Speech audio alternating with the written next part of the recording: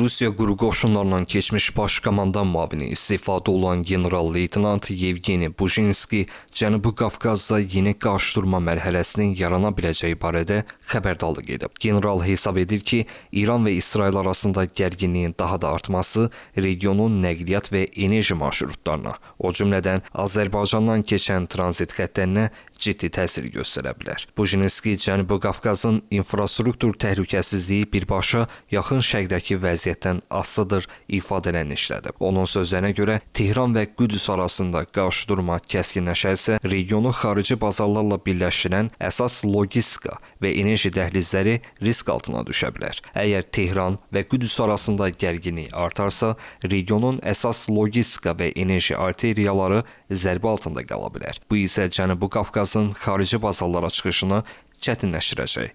General əlavə edib ki, Azərbaycandan keçən tranzit marşrutları da bu baxımdan həssasdır və regional logistikanın qlobal geosiyasi böhranlara qarşı dayanıqlığı hələ tam formalaşmayıb. Ekspertin fikrincə, İran ətrafında artan gərginlik fonunda Cənubi Qafqazla bağlı risklər barədə proqnozlar daha çox gündəmə gəlir. Bu qiymətləndirmələr hələlik proqnoz xarakteri daşıyır.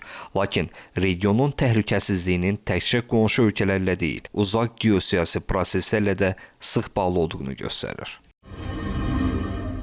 Alman avtomobillərinin Rusiyaya çatdırılması üçün istifadə olunduğu bildirilən yeni sxem diqqət çəkib. BMW və Audi markalı avtomobillərin sərhədi keçməzdən əvvəl üzərlərinə Çin istehsalı olan Changan brendinin loqoları yapışdırılır. Məlumata görə avtomobillər bu şəkildə rəsmiləşdirilərək Rusiyaya daxil olur. Daha sonra isə loqolar çıxarılır və nəqliyyat vasitələri yenidən orijinal Alman markaları kimi satışa təqdim edilir. Qeyd olunur ki, sözü gedən üsul sanksiyalar səbəbindən yaranan məhdudiyyətləri aşmaq üçün istifadə olunur.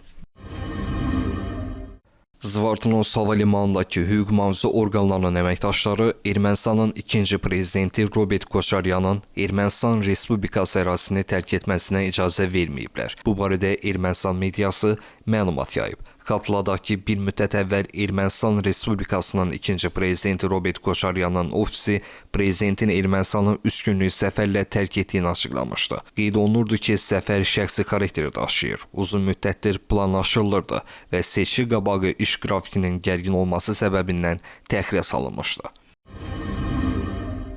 Ukrayna prezidenti Vladimir Zelenski Rusiya prezidenti Vladimir Putinin masasına qoyulan sənədləri nümayiş etdirib. Rusiyanın daxili vəziyyətinin qiymətləndirilməsi və Putinin masasından gələn sənədlərin alınması ilə bağlı tədqiqat nəticələri barədə hesabatlar dinlədim. Rusiyanın Putindən narazılığının proqnozlaşdırılan göstəriciləri durmadan artmaqdadır. Putin artıq artan narazılığın önünün alınmayacağına inanmağa başlayıb. Sentyabr ayına qədər Putinin vəziyyəti daha da pisləşəcək. Bu hesabatlarda hələlik iyun, iyul və avqust nəticələri qeyd olunmayıb. Ola bilsin ki, sülh müqaviləsi artıq Putinlə imzalanmasın. Qeyd edək ki, sənədlər Ukrayna kəşfiyyatı tərəfindən əldə olunub.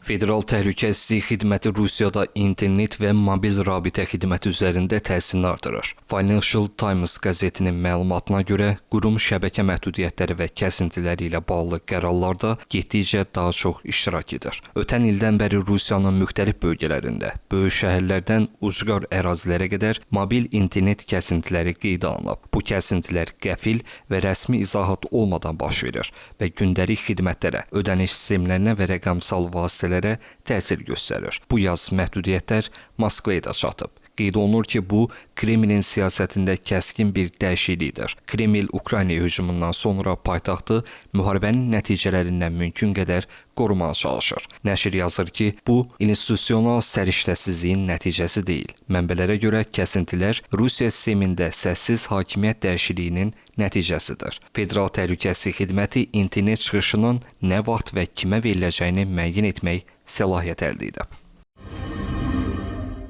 İranla razılaşma artıq tamamlandı. Hamını təbrik edirəm. Bu sözləri Amerika prezidenti Donald Trump deyib. Bununla mən Hörmüz boğazının maneəsiz şəkildə açılmasına tam icazə verir və eyni zamanda Amerikanın hərbi dəniz blokadasının dərhal ləğv olunmasını təsdiq edirəm. Dünya ölkələrinin gəmiləri mühərriklərinizi işə salın.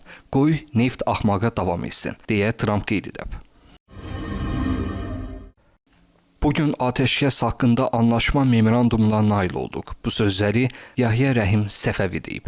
Lakin bu yekun deyil. 60 gün ərzində Amerika öz öhdəliklərini yerinə yetirməlidir. Anlaşmanın ilk detalları İrana qarşı blokadanın aradan qaldırılması, Hörmüz boğazının mərhələli şəkildə açılması, İrana qarşı sanksiyaların aradan qaldırılması və Livan da daxil olmaqla bütün cəbhələrdə ateşkəsdir. Amerika İranın daxili işlərinə qarışmamaqla bağlı öhdəlik götürüb. Amerika İranın ərazi bütövlüyü, suverenliyini, milli raket istehsalı və dinc nüvə hüququnu tanıyıb. Uran İran ərazisində qalacaq. Uran məsələsi sonra müzakirə ediləcək. Livanda atəşkəslə bağlı prosesi izləməliyik. Çünki orada İsrailin qisas bəndini daxil etməyə çalışdılar. Açıq şəkildə Livana zərbələri olsa, İran İsrailə cavab verəcək.